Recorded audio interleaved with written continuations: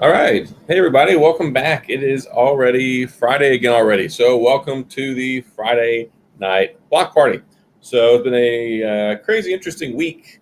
Of course, it always is. I think I say it pretty much every week. By the time we get to Friday, pretty much something or everything has been interesting. But hopefully, you're all having a good start to your weekend because ta-da, it's after 5 o'clock. So yeah, it was a short week because, of course, we had Labor Day. Labor Day was super nice on Monday, and then, of course, lots of crazy things have happened in the world of tech this last week as well. So, and one of those being that I got my Microsoft Surface Duo that came in yesterday. I did my unboxing video today and put it this afternoon. So if you haven't had a chance to watch that, then feel free to go watch that after all this is over, and we can talk about that some. Because part of that today, I actually went out and flew in an airplane today. So, I've flown before commercially. I've flown on planes in the military. But as far as being like a private plane and actually getting to use the controls and fly it myself, that was the first today. So that was really cool. And a couple of people here, I guess, already. Drew, hello. Big Dog, what is up? AM, hello to you as well. Thanks for stopping by tonight. The plane video was thumbs up. Yes, I had a whole lot of fun making that. And it's funny. I got that idea a little while back.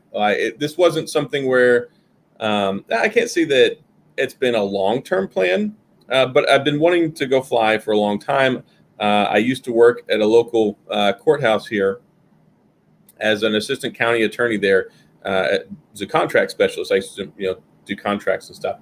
And the pilot, she worked there as well. She was going through flight school and to get her license. And I saw she'd been posting stuff on Instagram because she flies at an airport that's close by me. And I messaged her. I'm like, hey, like, I saw that you're over here flying now. It's like, I just had this epiphany idea. It's like, I've got this phone coming in the mail. It's going to be here in like a week. Why don't you take me up? We'll go up in the plane and all that good stuff. And have a good time, fly, and I'll do this unboxing. And she's like, yeah, totally. That sounds awesome. So I ended up doing it, and that was a whole lot of fun. And we can talk about that some more. David, nice beard. It's a good look. Thank you. Yeah, so I keep going back and forth with the whole beard thing. I mean, of course, it's been going on for a while. I mean, lots of people have commented on my beard. I think I'm fairly well known, at least in the tech community, with this beard now. I actually got a beard straightener the other day. I've used it once or twice, but I'm still worried I'm gonna burn my face off, so I'm still a little conservative with it. But yeah, it's getting long. And the funny thing is, a lot of people don't realize this. I'm not gonna get too close up here, but my beard hair is actually very wavy. It kind of curls some, so it's here. But if you actually grab it, and it's like an extra 3 inches long. It's actually pretty long. It's just, I don't know, beardology, I guess. Tech for your needs, best cool unboxing online. Yeah. I wasn't sure. I'm still not entirely sure how it's going to be received. I don't think that it's going to be like 100,000 view video, maybe not even a 10,000 view video. But I was like, you know what? With everything going on right now, this sounds like a really good idea. This sounds fun. And I even told a couple of people. It's been very, very low key, very surprised. It needs to, you say this, and James Harden and the Rockets, I was really, really excited after the colossal Game 1 victory that we got. And then the last 3 games have not been all that impressive. And it was very frustrating because the defensive effort yesterday just was not there. The offense was not firing on all cylinders. This whole thing with Daniel House is an issue. So whenever it came to the end of the game last night, I thought maybe for a little bit we had a chance, and then that just got deflated too. So it's very frustrating because when we're playing well, we have the potential to beat the Lakers. We very much can. And of course, I know you're probably more of a Lakers fan than a Rockets fan, but I expected them to do better. I didn't expect them to get handled as well as they did by the Thunder, especially after they started off so well. We were a much better caliber team than that. So I don't know what's going on. I don't know what the dysfunction is. it's going to be really hard to pull this one out because, of course, we're down, at 3-1 now. So, and we got to win 3 in a row. I think. Are we on game 4? Game 3? I can't remember. Rockets series. I can't remember. I think. Yeah, they're winning 3-1. So we got to come back and win 3 in a row. And I don't even know what the statistics are on that when it comes to basketball for the playoffs. But realistically, I don't think we're going to win that one. And if we couldn't get to our game together in 3 games to at least win one of those, and it's not even like a home field advantage thing. They're all playing in the bubble. And it's not like we're playing in LA and then come back here to Houston. It's a very neutral playing field. So I don't know. I think we might win this next one just so they can, come out and try really hard and put up a fight. But I'm fairly certain the Lakers are probably going to put this one away after that. So we'll see. You never know. I mean, any given Sunday, I guess, but that applies to basketball. Of course, the Texans lost yesterday too, and the Astros, they lost. So yesterday was not a good day for Houston sports. Unnamed Review, hello, welcome. Thanks for showing up. And this is actually the first time I'm ever broadcasting on YouTube and on Periscope as well. So if you're, I guess, seeing this on Twitter right now, then that's kind of cool. Let me see how that pops up. Oh, yeah. Let me see here. Does this pop up where people can see it on Twitter? Not very good with this stuff. I mean, I am a little bit. Oh, there we go. Yeah. So, yeah, you can see it on Twitter right now. That's cool. I like that. Yeah, I went ahead and I bit the bullet and got the subscription for this so that I could go ahead and, stream it different places. So it just opens it up and it makes it a little bit easier for people to come in, stop by, get involved and all that good stuff. Hey, 16 extra points in garbage time is great. I played fantasy football for probably 10 or 12 years. I mean, I played the first year. The first year I ever played was 2007, and I knew absolutely nothing about football or fantasy football back then. And I totally enjoyed that. A lot of fun. After the first year, I started I started up as league commissioner the next year, and I ran for 10 years. Garbage time points are great. That's one great thing about fantasy football is your team can lose, or teams you want to win can lose, but you can still get points out of it, and you can still have a winning game or a winning team for that matter. So fantasy football is great. Lions fan, yes, I can see this. I can see it indeed. It's working. BlackBerry 2021. Yes, 2021 is going to be very exciting, especially for BlackBerry. I'm super excited about it. I'll probably have another video coming out regarding BlackBerry on Monday or Tuesday. And then next week, here, let me look at the calendar. On the 16th, which is a Wednesday, I am supposed to have an interview with Peter Franklin, the CEO of Onward Mobility, and he and I are going to talk BlackBerry. So I'm going to interview him, and that's going to be turned into a video. So hopefully Wednesday evening or Thursday morning, I'll be able to publish that so everybody can see it, see the interview with me talking to him, and hopefully I can get some more answers. Right now, I mean, it's very early stage with a lot of this stuff. I'm sure a lot of it will be very cryptic. Of course, you probably won't be able to discuss a lot of it. But if you can think of any questions or you're concerned about anything before that, then feel free, of course, to send me a DM, message me, or whatever, and I'll see if I can squeeze that in. I did send a preliminary list of questions over there so that they could, go ahead and look at that. But, it should be a good time. Big John, hello, welcome. Glad to have you here tonight. Great airplane unboxing. Yeah, it seems like the general consensus is most people enjoyed the video. I totally enjoyed the video, and normally I do go a bit more in depth when it comes to like an unboxing and first impressions. But one, I had already made a first impressions kind of hands-on video last week whenever I went to Best Buy, and I got to play with one there. So I will do a more elaborate like first impressions 72-hour review video with it, just so I can touch on a lot of things. But it felt more appropriate just to do the unboxing today, especially with the whole special go out and fly thing. I didn't really want. I didn't want to make it like a 10, 12, 13-minute video. It was just more kind of like, hey, this is cool, this is exciting, this is fun. Let's open the box and see what's in there and all that good stuff.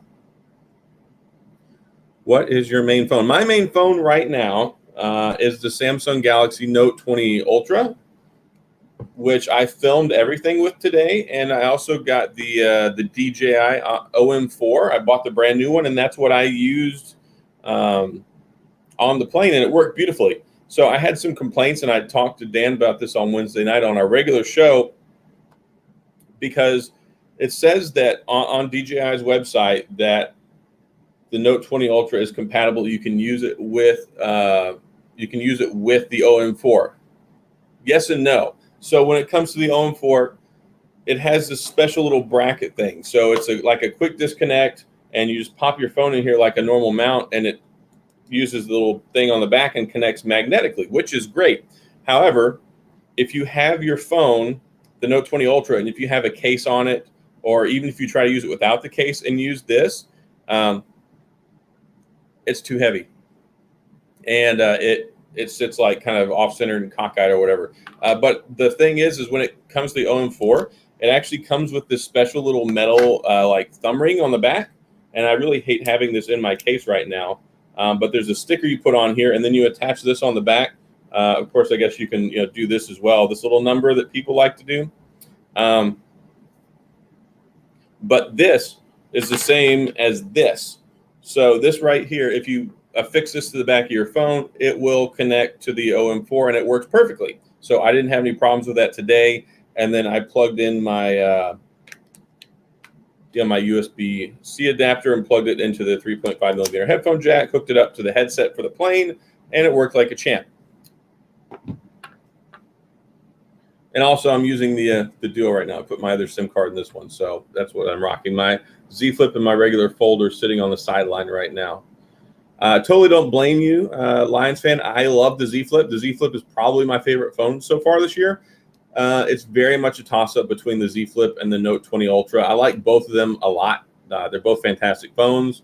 Of course, the Note 20 Ultra, if you're like a media content creator enthusiast, is definitely a must-have. But the Z Flip, I totally love the experience. I liked my first Z Flip. I was very happy to get the Z Flip 5G, even though it was more expensive and cost me more money. But I love that phone. So I don't blame you for switching that at all this weekend. Carlos, thanks for stopping by. I appreciate it. Take on new Motorola devices. I'll get to that in 1 second. Thanks for answering the questions. Love your channel. Never forget. Hey, thanks a lot. I certainly appreciate it. Thank you for the support and for stopping by and hanging out tonight. All right, so my take on new Motorola devices. And you might need to be a little bit more specific down in the bottom there, which ones you're looking at specifically. Because, I mean, with Motorola, we've got the Edge and the Edge Plus. I'm a big fan of the Edge Plus. I really want one. Unfortunately, it's not GSM unlocked. But if you're on Verizon, I think it's a fantastic option. But more specifically, looking at like the Razr 5G, if that's what you're talking about. Really excited about the Razr 5G because as much as I like the Z Flip, it doesn't have that exterior screen on it. So the Razr 5G and the Razr having that screen on the outside being fully functional, especially since they've really put some work into making it good. And if you're curious about that, go watch Mr. Mobile's video. He's probably got the best video out there on that right now. But I really like having that exterior screen, especially one that's more functional, because it's just like having the Fold. So if you have the Fold, it's great that you have that big screen on the outside. You open it up for the bigger screen. Similar proof of concept with the Z Flip and also with the Motorola Razr, except you get that screen on the clamshell design. So it makes it very nice. It makes it very functional in ways that the Z Flip isn't. So I think that's good. I wish they could. I mean, it's a little bit cheaper than the Z Flip, but Samsung always finds ways to come up with sales, trade-ins, ways to lower the price on it. I think if the Razr 5G came in maybe around $11.99, it would be a little bit more lucrative. And I'm sure that on T-Mobile, there's going to be some sort of like trade-in deals. And they always have some sort of deal. So that's good. The Edge, I mean, it's a solid phone. There are some areas where, I think maybe they could have shorted up a little bit. But my biggest concern, I think, was the cameras. And my buddy English Dan, he had one, And I think you said the camera, if you put Gcam on there, like makes it a completely different experience. I don't think it's worth $699. The $499 pre-order and launch price was really good. If you could have got one of those for $499, it's very lucrative. At $699, I don't know so much, but you should be able to get one relatively inexpensive. They'll be on a resale market soon enough, I'm sure. But a beautiful screen, plenty of power too, plus 5G. It has a lot of good things going for it. So I like Motorola phones. I've not had one in a while, and I didn't get the Edge Plus because it wasn't available on T-Mobile. So hopefully that's helpful there. Man, but it has been so many phones lately. I'm tired. I'm tired today. I went out, so I ended up blocking off like 2 hours to go fly this afternoon. And surprisingly, it wasn't that expensive. I mean, expensive is relative, of course, but I thought it was going to be more expensive. So there's two different planes. There was a smaller one that we were originally discussed that we were going to fly in. It was going to be like 140 an hour, which I thought was pretty fair. I don't know a whole lot about planes. I've never gone out and flown one before. So 140 I thought was pretty fair. And then that one ended up having some issues. We had to use I call it the fancier plane. It was a 4-seater, and it had like an actual steering wheel instead of a stick to fly with. And that one was like 180 for an hour. So, but just, to be clear down here in the comments and all that good stuff, if you're curious, I didn't do this solely to make an unboxing in a plane. It was just, they work together. It's something I wanted to do for a while. My wife really enjoys flying, and last year I got her a Groupon for like our anniversary or whatever, so she could go fly, and she wants to take more lessons. And now that I have a friend that's doing this, I felt more comfortable going and doing that. So it just, both of them lined up at the same time. It was like epiphany, idea, reality. They all kind of merged at the same time, and it was a lot of fun. Definitely the planes move around a lot more. Like whenever you take off in like an airline plane, they're so big, they have such large wings, they're going much faster, they're heavier. They're not as easily influenced, I guess, by the wind.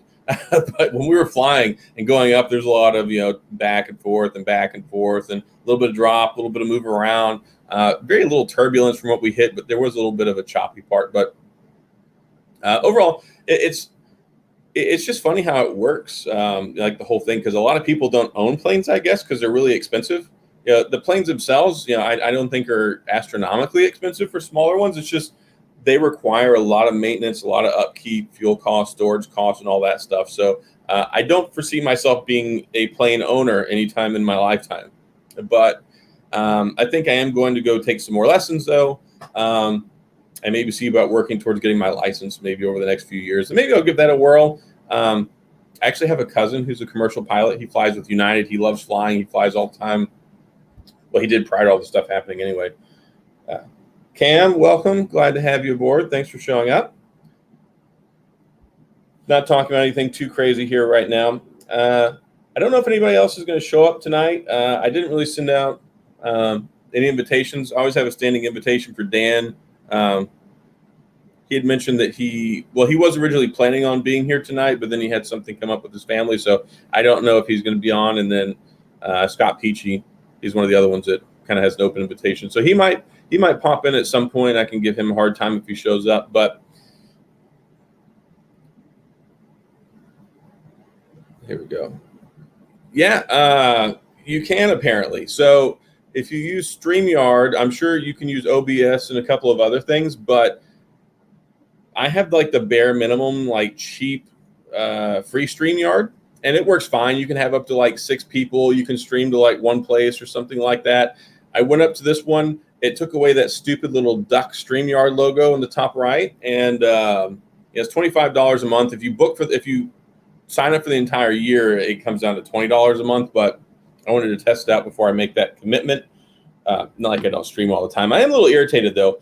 I thought when you pay the $25 a month, it unlocked 1080p. You have to pay $40 a month to unlock the full 1080p streaming, which I think is kind of, I'm not a big fan of that. But if you get into more advanced streaming stuff, if you use OBS, if you direct LinkedIn hosts to different places, you don't have those same limitations. StreamYard just makes it easy. It's all like a one-stop shop, one place, one size fits all. And it's very convenient, which is why I use it. But yeah, so now you can set it up through Periscope and it will show up directly on Twitter. So yeah, that's cool right there.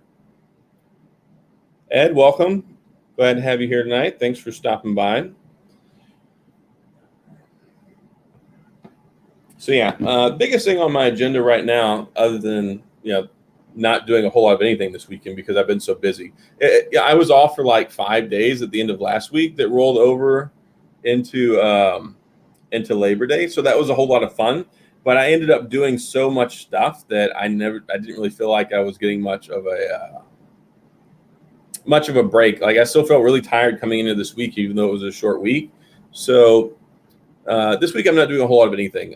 My kids, my boys went off to their mom's house this weekend, so just my wife's 2 kids and my oldest son here because he's in trouble because he's not doing his schoolwork like he's supposed to. So he's getting to have a fun weekend catching up on his schoolwork. I use vMix. It's $300, but 3-month free trial. I have to check that out. I don't know. I'm really not very adept whenever it comes to streaming stuff. This was kind of like an ancillary thing, and it was the easiest, simple solution. And sometimes the easiest, simple solution works out really well, until you grow out of it. So right now, this is okay. I'm going to fill it out a little bit more, and I just paid for the 1 month to see how it goes. But it seems okay so far. I don't know if it's worth $40 a month, but maybe $20 a month. It might be, especially with as often as I stream, because I stream on Wednesday and I stream on Friday, so it's 2 days a week. Just here listening while doing some homework. Well, hopefully it's something interesting to listen to, and hopefully you're listening on your Surface Duo as well. I saw you got that from Best Buy, and I saw your comment on Twitter earlier that people are coming by and looking at it and saying it looks neat and that there's some general interest in it. From what I've heard and seen so far, it seems like pretty much all the Best Buys sold out of their stock day one, which is not surprising. I know there are people interested in it, but I think that it was probably limited quantities. And I don't know if you can speak to this or not, no cred, but my intuition is probably that there was maybe 4, 5, 6, 7 devices per store. But even at that, I mean, I think that's pretty successful. There's people that genuinely want this device, and being able to go see one in stores, I think, is very helpful with picking one up as opposed to blindly spending $1,300, $1,400 online and then it showing up. The only big deal here with the Surface Duo is that if you get it through Microsoft, it has a 60-day return policy. Now, I'm not in the habit of buying and returning items, so I'm not that concerned about it. But the fact that there's 60 days as opposed to 14 is very lucrative to me because I really want to test this phone out. And as you've seen from a lot of the different reviewers' videos that are out now, they seem to believe there are a lot of issues with it that need to be worked out software-wise. And I think that's one of the reasons why Microsoft has such a long return policy on it. I'm expecting over the first month, there's probably going to be a couple patches that come out that's going to make it better. And as far as the user interface goes, I think it's okay so far. But there are some things that are definitely very, very buggy and glitchy. Like it was really giving me a fit earlier. I was trying to use the camera and then flip it around, and then it's like you double tap on it, and then it like turn the flashlight or the flash on, and then it wouldn't switch to the other side, and then it closed. There are some things that are problems with it. So we'll see. But I like it so far. And here's one reason why I like it. See, this right here, I don't like holding the phone like this all the time. That's one of the reasons why I'm actually looking forward to this new LG Wing when it comes out, because you can hold it like this, but you get this. So I like that. But with this right here, if you're holding it with 2 hands, you're getting the benefit and the virtue of 2 completely full-size screens. I'll hold this up here so you can see it. So it's really nice in that regard. Like I really do like that. So there are benefits to it, but if you're holding it with 2 hands, you're doing 2 different things. So that's very enjoyable, and especially with the hinge is so minimum. Like I mean, look at that. Like there's not much there when it comes to a hinge, and it really doesn't disrupt the flow of the screen too much. But I think it's also important because it does give you a clear delineation between the two apps that you're running. So I do like that. 1 or 2 devices in most stores around me. Yeah, so I don't think there's a whole large quantity, and people get excited about this stuff, and they use that as justification to say, "Oh, it's selling so well." But then, like, if you look back at like BlackBerry phones, and I've got a lot of experience with this because the BlackBerry phones are like, "Oh, they sold out, they sold out, they sold out so quick. They sold out as soon as they hit the stores." Well, yes, there is an initial demand for these phones, but then the problem was, yeah, they sold out, and then 3 months later, the shelves got restocked, and then they couldn't sell them, and then they had to do a gigantic fire sale.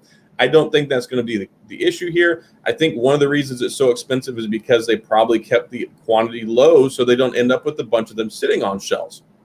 So we'll see. It's going to be successful enough, I think, that there will definitely be a Gen 2. I mean, Microsoft wouldn't make this and put this much investment into this product if they weren't planning on adding this as an important part of their lineup. Huge difference, 2 weeks, 2 months. I'm not sure what you mean. Maybe I'm missing something here. Ed, I haven't forgot your comment yet. I'll get back to that here in a second. Jeff from California, watching on Surface Duo. Hey, another Surface Duo guy. I hope you're enjoying it so far. One criticism I have is, it was funny. I was watching the video yesterday that MKBHD did, and he said that the speaker is a dumpster fire. I'm not going to call the speaker a dumpster fire. It's not flagship caliber by any means. It's basically like a $200 or $300 speaker that you get in a phone. And the thing, though, that really limits it is that it doubles as the handset speaker. It's not a dedicated speaker on the bottom or the side or the back. It doubles as that one. So if you have a stereo speaker phone, like if you're using a Samsung Galaxy S10, S20, Note 20, whatever, you've got the speaker at the top where the sound comes out, or even an iPhone, and the speaker on the bottom. The speaker on the bottom is always better. It's larger, it's more robust, it has space, it has room. So there are things that are advantageous to having a stereo speaker setup. And if there is a Surface Duo 2, they're going to have to add a second speaker. For what this does, is the speaker bad? It's okay. I mean, it's something that I'll talk about in my review and be like, it's not all that.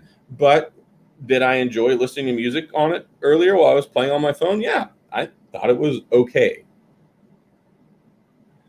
Okay, that's what you mean. Sorry. Yes, so 2 weeks and 2 months is huge.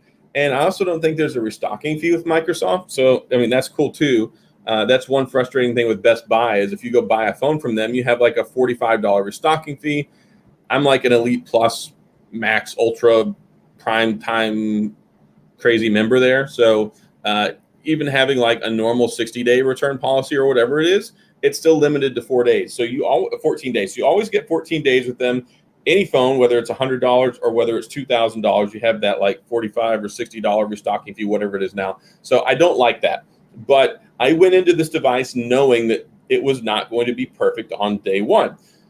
A lot of people know that, and I don't think that there's been enough caveats in people's videos for that. I mean, everybody's like, this was good. I'm already looking forward to the Gen 2. This is good. I'm just waiting for the first month for them to get the software tweaks out so that it runs better. I think that as it is, it's probably going to be okay and do what it's designed to do. But I also think that a lot of us in the tech world are not necessarily the target audience for it. I think a normal business person who's not used to having like a Fold or a Note 20 Ultra, I mean, that just maybe the expectations just aren't quite the same. I mean, you can have somebody who drives a Cadillac who's not a car enthusiast. They just like it because it's nice and it matches up with their quality of life and their lifestyle, and they may not appreciate some of the things that go into it. Whereas you have somebody who really cares about this and doesn't look at some of the hardware. They don't care what's underneath the hood as long as it works. And as long as this gets to the point where it works the way that it's intended to, I think that it's going to be a successful product. And I think that's one of the reasons why they have that long return policy. I think that it's very fair.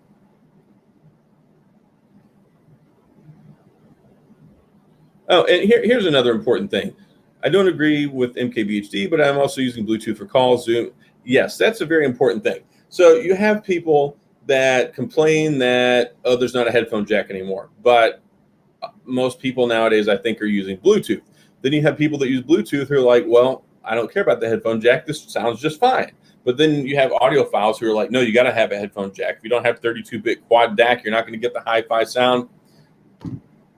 I have it both ways. I have a phone that has great DAC on it. I've got wired earphones. I've got wired headphones. I've got wireless. What's the most convenient for me is just using the Samsung Galaxy Buds Live. I like them. They're not the best in the world, but they're the best for me, and I enjoy them. And that's what I think people need to maybe calm down a little bit. It doesn't always have to be everything the absolute best. People enjoy all sorts of different things. I enjoy BlackBerry. I love BlackBerry. There are people that make fun of me for BlackBerry. Okay, great. But I like the physical keyboard, and it's what works for me. So that's why we have so many phones. That's why I have so many cars. That's why we have 18,000 Tex-Mex restaurants in Houston. Some people like to go eat at Casa Ole. Some people like to go eat over at Johnny Tamales. Some people like to go eat at, El Burrito. Everybody likes things differently. So I appreciate the fact that we have all these unique form factors. We have these different companies making things that are more suited for everyone's needs instead of every single phone looking like this, because it's not the best. I mean, it's very good at what it does, but there are things that can be better for some people.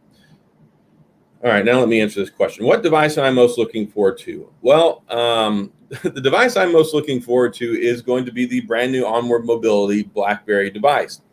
As much as I have the Z Flip, I have the original Fold, I have now the Surface Duo, I have the Note 20 Ultra, I have every possible flagship productivity communications device that you can get on the market right now.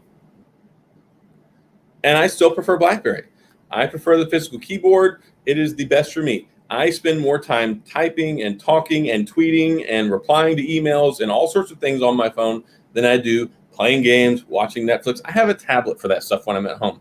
When I'm using my phone, I need to communicate quickly, accurately, efficiently, and I enjoy typing on the physical keyboard. It frustrates me to no end that I have these really expensive, supposed to be the best devices, and yet I'm still running into issues with autocorrect, with trying to type, with having typo issues. There is no replacement for the accuracy of a physical keyboard. So I'm still really looking forward to that, and I will have that. And of course, I will make review videos and comparisons between other stuff because some people want to see that stuff. Here we go. Well, you know why I'm here, Adam. When are you getting this Z Fold 2? Not before Dan. And I know that Dan is going to get the Z Fold 2. Maybe it'll be next week. Maybe it'll be a month from now. Maybe it'll be 2 months from now. But that maniac will have a Z Fold 2. I heard it right here. It's going to happen. So it'll definitely be after him. I'm in no hurry to get one right now. And I'm not really in a hurry to trade in my original Fold for $800. I bought it in January. I paid like $1,900 for it. It's a really expensive phone. It functions 90% the same as the Fold 2 does. So, and I don't really like the Fold form factor. Yes, the Fold 2 fixed the screen issue on the front because the screen is too small for me to like really use it like 100%. And I get tired of opening the phone all the time and then being stuck there with this one giant device. You're probably wondering, okay, well, why do you like the Z Flip? Why do you like the Duo? Why do you like these other split screen concepts and stuff like that? It's all about function. It's very frustrating to me using the Fold, and you can have up to like 3 apps open at the same time, but you can only use one. You have one active window at a time. That might change with the Z Fold 2. I don't know, but I need to be able to use both of them. That's why I like the V60 and the Velvet so much, because both screens work independently of each other. So I can actually be using the right one for one thing and the left one for another thing. I also like that it's a glass screen. I don't really like the plastic screen all that much. I do appreciate it and use it on the Z Flip, but the Z Flip, I like it so much because it's small, it's compact. I like opening it and closing it to answer my phone calls, to hang them up. It's a great typing experience. The 6.7-inch screen is nice. So there are reasons I like all of them. The Fold I do like, just as using it all the time. I get tired of opening and closing all the time. Of course, I'm going to have to deal with this as well. But this right here, I envision it being open for long periods of time because I'll be using it for more productivity-related things. So Every device is different. I'm not in a hurry to basically take $1,000 loss after 6 months on my original Fold. But even on resale, you can only get like $800 for them right now. So I don't think the trade-in value is bad, but I don't want to trade this in and get $800 and still have to pay another $1,400 on top of that so that I can get the Z Fold 2 when I don't really use the Fold that I have now. It's like, and I really like the Note 20 Ultra. And here's the thing here, Lions Fit. Yeah, I like the Fold 2, but I'm thinking about the Ultra more. I absolutely love the Note 20 Ultra. It is a really solid phone. It is the best. It is the best Note that I've ever used. The cameras are phenomenal. Battery life is, okay. It's not the greatest in the world. The screen is beautiful. I love the 120 hertz, 12 gigabytes of RAM. I mean, everything about it is fantastic. The best S Pen ever. It works great for me, and I love just being able to hold it like this, and I have this huge piece of real estate, and I don't have to open anything. I don't have to close anything. I don't have to. It's just one nice, really big, concise phone. It does a good job. Your stream's cutting out. You have technical issues. Is anybody else noticing my stream cutting out? Hopefully it's not. Yes, we all know you have the plastic one. And look, the thing with the plastic one is, who cares? Like, if you got it for $365, and that was the conversation I had with Dan before, it's going to run just as well as the Note 20 Ultra. It's got the Snapdragon 865 Plus. It's got all the bells and whistles that you could need. And if you can get it for a good price, then that's fine. If you're happy with it, go for it. You don't have to get the Ultra just because it's made out of more glass and metal than plastic. I don't know why it's choppy. Unfortunately, there's nothing that I can do about that right now because I would have to end the stream, and I don't really want to do that. So I'm kind of getting a mixed response here, but hopefully it'll clear up all right. But yeah, look, yeah, it's got a plastic back. I think that Samsung ripped people off with it. If you paid $999 for the Note 20, it's not that I'm mad that it has a plastic back. I'm mad that they're charging people $1,000 and it has a plastic back. It has a 60 hertz screen. It has fixed storage. It doesn't have a lot of things that should make it the premium device that it is. I think it's very much a $600 to $700 phone, and that would be the target price. And of course, you can get it now for basically $799. The Samsung special. That's what happens. They come out, they're overpriced. A month later, you can get them cheaper. So if you got yours for $274, trading in another phone, I think that's one heck of a deal. It's a good phone. Enjoy it.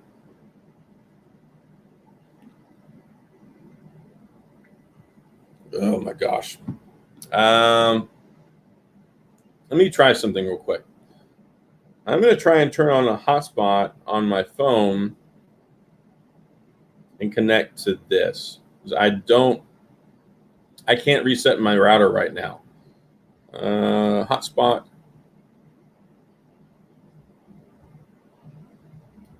Mobile hotspot. All right, let's try this and see if it works. Hope it does. It'll pop up.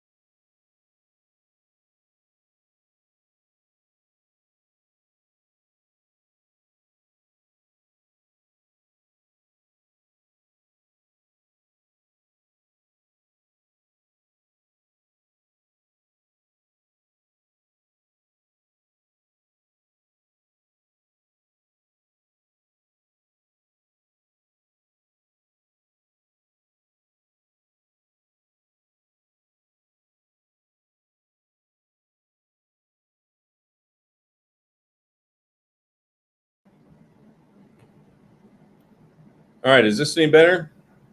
Hopefully people are still here. If you're not still here, then that sucks. But I reset. I disconnected and reconnected. Well, I tried connecting to my hotspot on my phone and then reconnected back here to the Wi-Fi. So hopefully this is improved. Maybe resetting the connection. Bill Gates and Tim Cook. Oh, goodness. So maybe y'all can tell me, is it better now? Is it working out okay?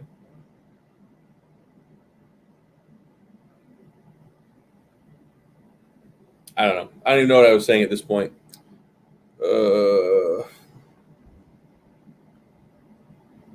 Are people watching? I'm watching directly from YouTube. Yeah, I think it might be Periscope.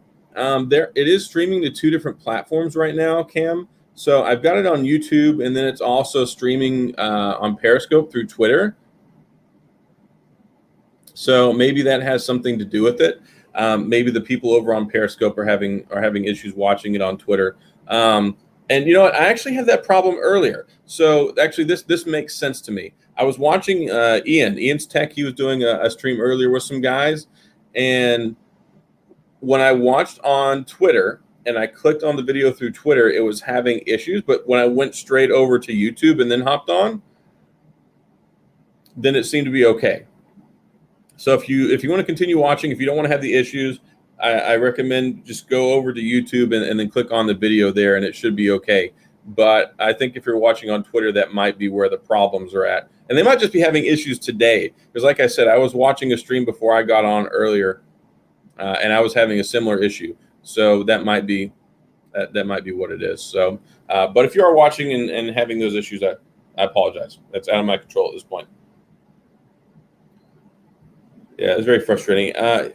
On YouTube, I don't know what the deal is. There are people that are saying that it's perfectly fine, and there's people saying that it's choppy. So I'm just gonna have to power through this. But yeah, I'm sorry. There's not a whole lot I can do about that at this point. But yeah, so I'm very interested in playing with the some. I didn't get a whole lot of opportunity to mess with it earlier today because I did the unboxing, and then after I landed and got on the ground, I came home, I had dinner, and then I had to put the video together. So other than like the last hour or two, been setting it up. So we'll see. I don't think Cam is an Apple fanboy. I don't know if I can trust him though, because he tries to mislead me. He's trying to get me to go buy the Samsung Galaxy Z Fold 2. And hey, I really like the Z Fold 2, and I don't want to say anything bad about it because I think that it's a really solid device. I think that everything that they needed to improve from the original Fold to the second generation, they did. It's got the 120 hertz display. They made the screen bigger on the outside. They got rid of the whole camera notch thing on the inside. They did a lot of good things. I think they should have increased the battery though, because at 4,500 milliamps or whatever it is, with the Snapdragon 865 Plus, and then also that 120 hertz screen, it hasn't worked exceptionally well for me with my Note 20 Ultra. So I do have concerns. I do have concerns with that moving forward. So I don't know. I'm going to wait and see what people's impressions are with it when they get it. The other thing is I'm not going to be getting one anytime soon. If I do invest the money in getting one, I want one with a custom hinge. I really like the way those custom hinges look. So if you can get the phone in either the Mystic Bronze or you can get it in the Mystic Black. And then you have color options for that hinge in the middle. And the two that I really like, and a Lions fan down here says the blue hinge. The blue hinge and the red hinge look really good to me, especially the red one. So if I get one, it'll be a little bit further down the road, and it's going to have one of those custom hinges because I think that they look fantastic. And what I think looks even more fantastic is the new Tom Brown edition. That Tom Brown edition with like the matching watch, with the matching watch bands, and it comes in that box. It just reminds me of like this fancy European like jewelry box setup. You pop it open, you got the phone, you got all the other cool things that are going on there. So I really like that. I was really surprised because I saw it looked like internationally or in Korea or something like that. There's like 200,000 registrations for the Tom Brown edition. So I don't know where everybody has $3,500 to buy this really, really expensive phone with all the extra decor that goes along with it. But I think it looks really nice. I mean, it's probably one of the nicest phones, or at least custom versions, that I've ever seen. So really excited about that.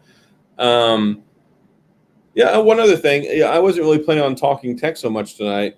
Usually I don't do that as much on Friday night, but I saw a lot of people today that seemed to be really upset about some iPhone 12 stuff that came out. So I guess it looks like that they're not going to be getting the 120 hertz screen. And yeah, I have like two sets of feelings about that. One, I don't think most people that are going to buy the iPhone 12 who are not tech people are going to care. Me looking at it, I look at it the same way I look at the Note 20. Do I think it's a bad phone? No. But I think it should have had the 120 hertz resolution, just because all the S20 devices did. The Note 20 Ultra had it. I don't know why they didn't do that. It should have gone in there, especially at the $1,000 price point. Now, looking at the iPhone 12, the Pro Max, whatever in the world they're going to call this stuff now, do I think the 12 needed to have it? No, not necessarily. But the bigger, like, flagship Pro model, I think should have had it. And the fact that it doesn't have it, I don't think most people are going to care, because no iPhones have a 120 hertz or 90 hertz screen.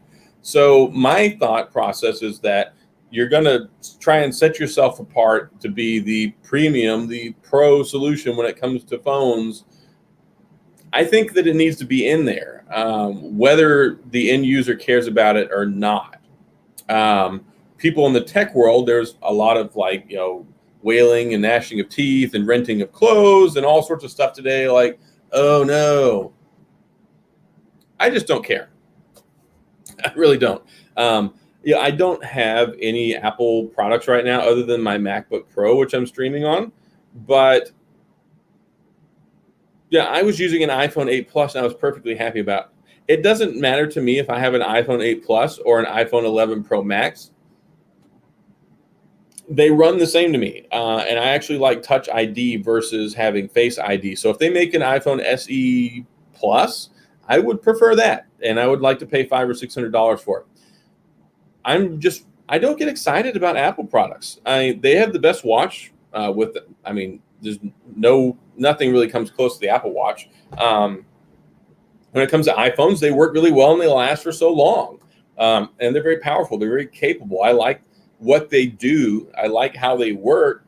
But as far as being exciting, no. You know what's exciting to me? Android. You got a BlackBerry Android. You've got the Note, which is amazing. We got the Fold. We got the Z Flip. We got the Duo. There's so much that you can get in the Android world that offers versatility, offers customization, it offers different solutions for different people. I really like what they do there. And yes, Apple is a closed off operating system. It's a closed off ecosphere. They're their own. They make all their own stuff. So I don't expect it to be as, experimental as Android, because they come out with one set of phones a year. If they mess that up, that's a problem. They're not going to have another phone that comes out 2 months or 3 months or 4 months later. They have to make sure everything is perfect. And typically they do. By the time they introduce feature sets and certain things in their phones, they have perfected them. They've given them some sort of weird name, and it just works. And that's one of the things when you talk to people who use Apple products, they just work. And they do. They work really well, and they work really well for a long time. You don't have to worry about it. So to me, it just says that they couldn't nail it to get it to work well enough or find the right way to introduce it. I don't necessarily think it's the end of the world. I don't think people who are using Apple products are really going to care that much. But the 1% of people who are like me and the other tech reviewers on YouTube, we are a very vocal minority, and we're a very contained vocal minority. So what might be perceived as outrage might not actually be as outrageous as you think it is, because whenever you go look at the general Twitter and you just type in Apple, the people that are complaining about it are people like us. So you'll probably see some of that. But whenever the iPhone 12 comes out, it's going to sell like crazy. People are going to be very happy with it, and they're not going to be complaining about the refresh rate. And half the people that are saying, oh, I'm not getting one, it doesn't have an enhanced refresh rate, are going to buy one anyway. I'm telling you right now, I'm going to buy one. I'm going to get at least one of them. I'm going to review it. I'm going to use it for a while. Typically, I carry one Android and one Apple device, but for the last while, I've been carrying 2 Android phones, and I'm perfectly happy that way too. But the biggest thing for me on the horizon is, of course, I'm very excited about the new BlackBerry that's coming out sometime in the first half of next year.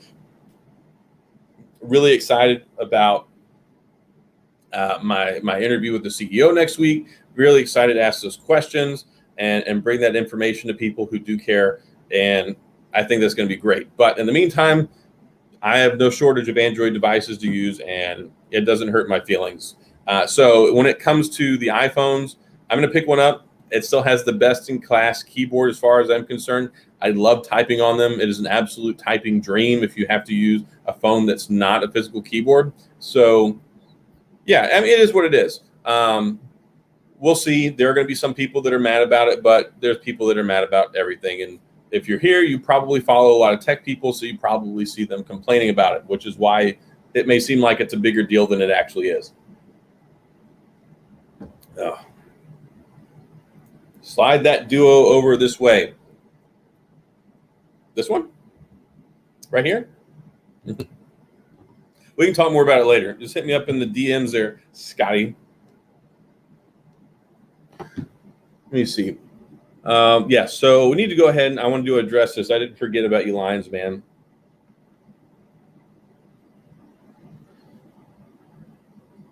Forget phones for a while, look in streaming cams and laptops. Well, seeing as I have a MacBook Pro and I have gigabit speed internet, and normally it's not an issue, don't really think that's a problem, but I would appreciate it if you would find a way to be more polite. Thank you. So you're going to make me want a BlackBerry. I'm going to make a lot of people want a BlackBerry. When this phone comes out, it is going to be 100% prime time BlackBerry. I will be doing a lot of BlackBerry coverage. Of course, I cover everything else. I cover Android. I cover Apple. I cover BlackBerry. I cover everything under the sun because I like phones. I like tech. So yes, but it will be it will be fun. It's going to be a really exciting time. I hope that it's good.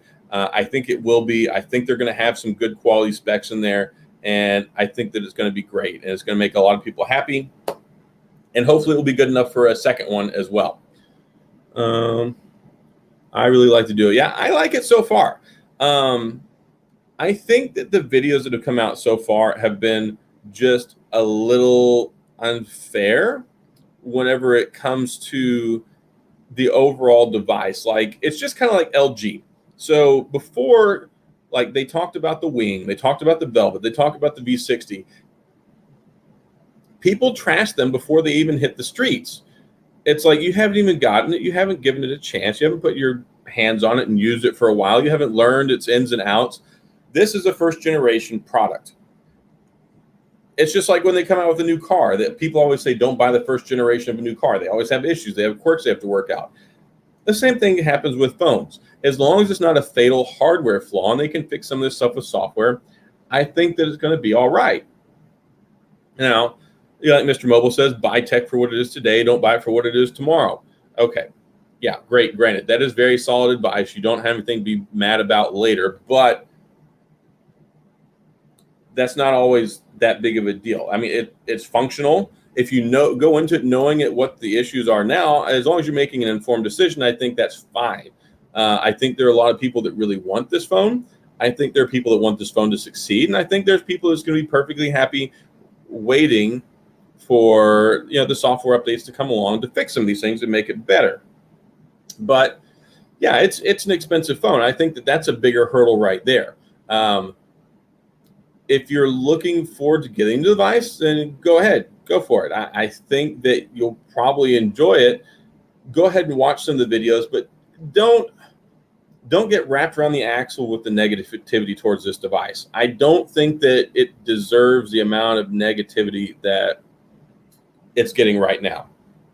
And I don't think the people that are saying the negative things about it are necessarily people that would be using this as a full-time daily driver for the next year or two anyway. By virtue of just some people get a lot of devices to review, they go through a lot of phones. I'm not saying that the information they're putting out is bad. They're putting out very truthful and upfront information, but I've got this. I've been using it for a couple hours. I used the demo. I've watched a lot of these videos. It's not that bad. There are things that are frustrating. Like I was trying to use the phone, trying to use the camera, and the camera interface was just having all sorts of issues. But, I just got everything set up. I'll give it a day or two. I'm sure there's going to be some software updates. I don't really plan on using this for National Geographic photography level camera stuff. Yes, is it disappointing that it doesn't have a pixel quality camera because it's $1,400? Yes. It's more of a business device. I'm sure it works really good for Duo and for Teams and for all that good stuff. I'm going to test it out. I almost streamed on that tonight, but, I didn't have time to get everything set up. So there are things that you can get hung up on a lot of devices, but I think some things just really, really get thrown under the bus really prematurely. And here's the thing. The last couple of days, there was a lot of throwing this phone under the bus. If you're concerned about it, give it a month, give it 2 months, wait and look at some content from people like me or other people or like Juan Bagnell, some gadget guy, somebody who's going to use this thing for a while and then like, look, I'm going to do my update, my review in a couple of weeks, or I'll do a follow-up one in like a month, or if there's a new update that comes out that fixes some things. If you're not pressed and you didn't order one for day one, if you're concerned about it, give it a month, give it 2 months, and see where we're at then. And then see what some real road tests for a long period of time are like. Because, I don't really care if somebody takes this phone into New York and takes some picture comparisons with the Pixel 4a. It's going to lose. I know it's going to lose before it starts. What I want to know is, does the battery work all day long? Does Microsoft address some of these issues? Do they refine it? And do they make it the product that we expect it to be? If they do that, I think it's perfectly fine. So it's not the end of the world. It's fully functional. There have been operating system updates that have come out from Apple a year into the product cycle that have messed things up seriously. So that's the beauty of software. Sometimes things just don't always work. Sometimes some phones experience bugs and some don't. So simmer down, hold down a minute, and we'll see what happens. Let me see. People, Cam, this is what I was talking about too with LG. They can't win. They come up with something innovative. They come up with something creative. They try to think outside the box. It doesn't matter what LG makes. As soon as LG announces something or there's a rumor about them that comes out, instantly the negativity hype machine starts going. LG has made some really good phones in the last 2 years. The G7 was good. The G8 was great. The V60 is a solid phone. The Velvet's a really good phone. I'm sure this Wing will be a good phone. And people don't give it a chance. But there's a lot of people that go into T-Mobile and AT&T and get one of these phones for free for 24 months, and they really enjoy them. So, again, same thing. The people that are talking all the trash about the LG phones are not the ones that would ever consider buying one and using it as a daily driver for 2 years. So I think that's a little unfair. Do you think BlackBerry fans like us just more used to subpar products, so we see past the Duo shortcomings, or maybe it's because we're doers, so a flashy camera isn't important? Here's my thing. I don't think that we're used to subpar stuff. BlackBerries have held up really well over the years. The BlackBerry mobile ones, not so much. If you've been using a BlackBerry for a long time, like I have,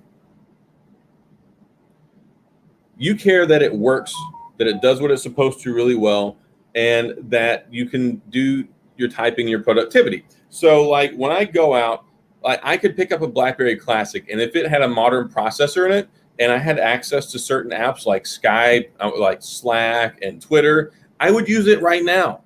The BlackBerry Classic is probably my most favorite BlackBerry and one of my most favorite, if not my most favorite device of all time. I don't need this.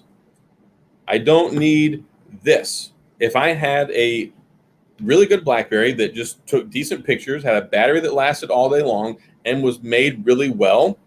Like, those phones are made so well, they hold up really well over time, quality construction, and they've got a nice feel to them. I don't think they were ever subpar. They just did what they were designed to. Apple looked nicer, and it looked more like eye candy.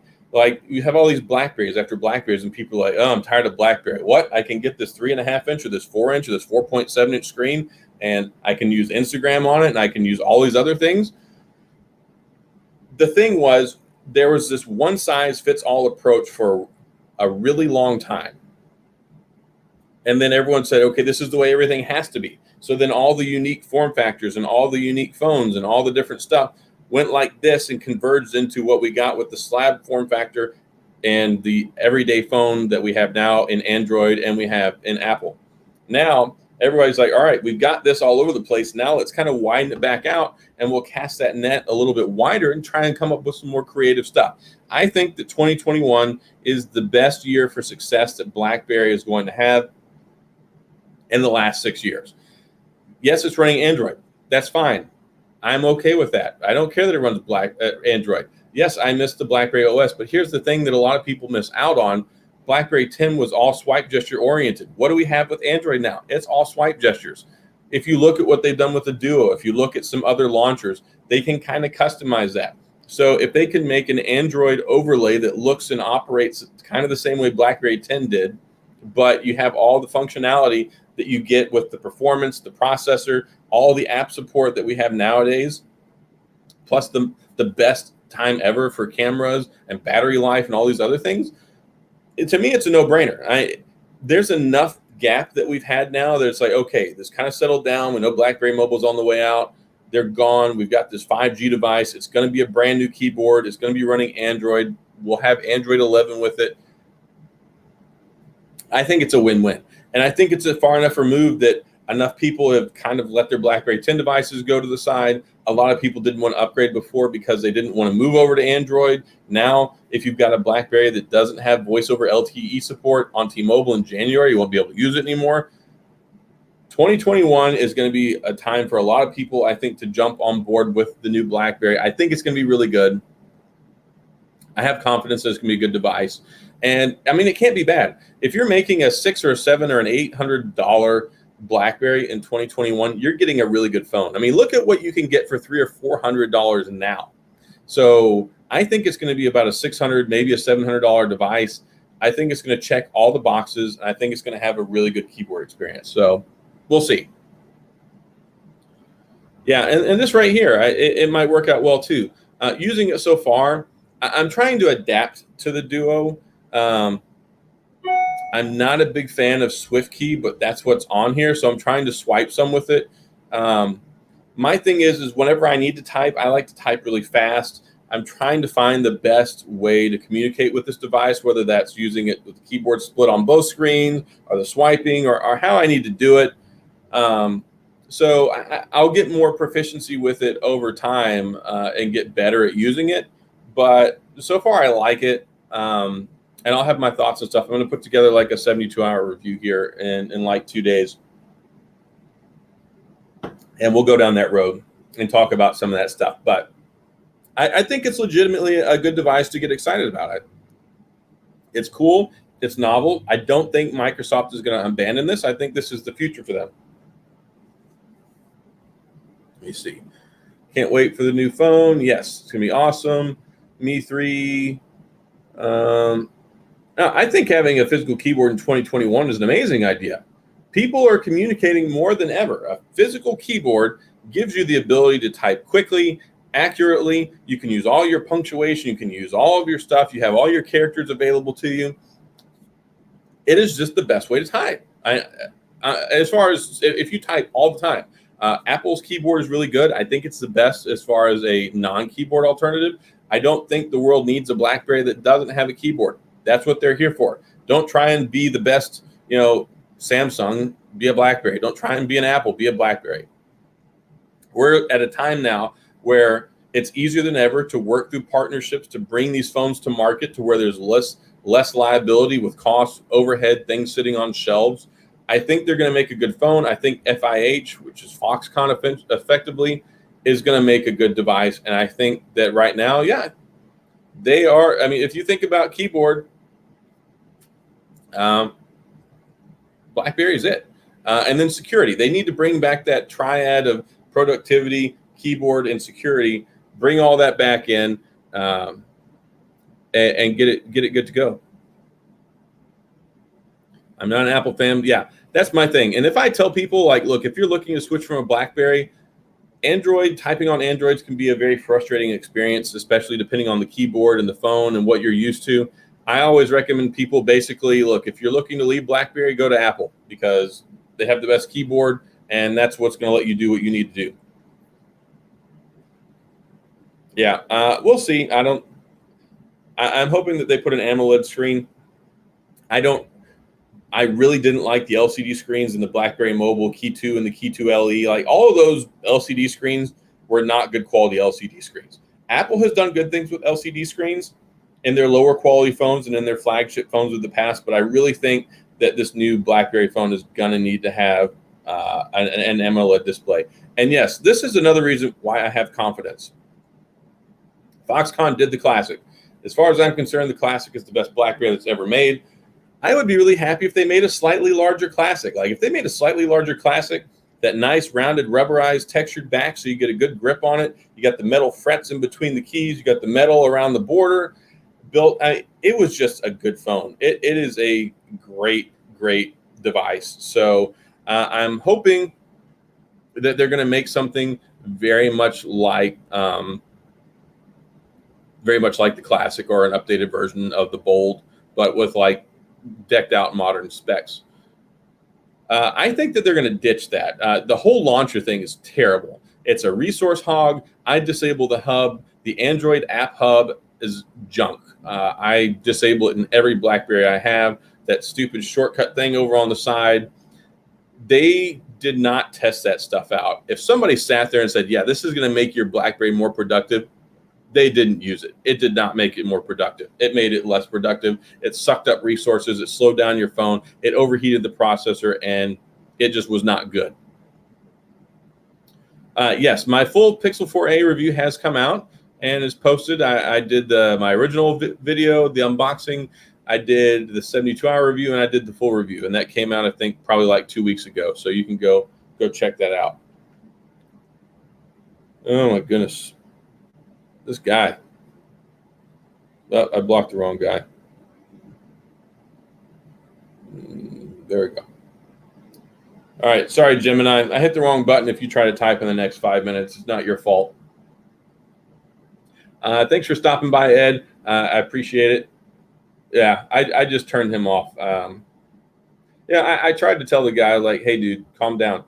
But apparently he can't take a hint. So I am getting ready to close up shop here anyway, though. I normally only do this for about an hour, and I'm tired. It's 10 o'clock at night. But this was a great show.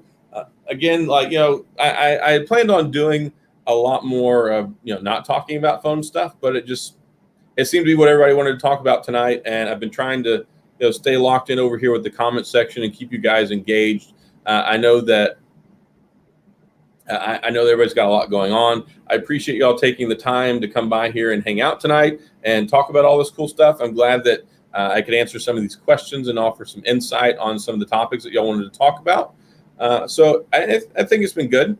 And of course, I enjoyed doing this on Friday, and I like getting to hang out and talk to you guys. So thank you all so much for stopping by and hanging out. I hope you have a wonderful and safe weekend, and that y'all get to do all the cool stuff that you're looking forward to doing. Of course, I'll be back on Wednesday night, 7:30 Central Standard Time, with my buddy Dan for our Unhinged Tech weekly tech talk news stream. So we'll be doing that. And yeah, y'all just have a wonderful and safe weekend. And again, thank you very much for coming and stopping by and hanging out tonight. And I will see y'all next week.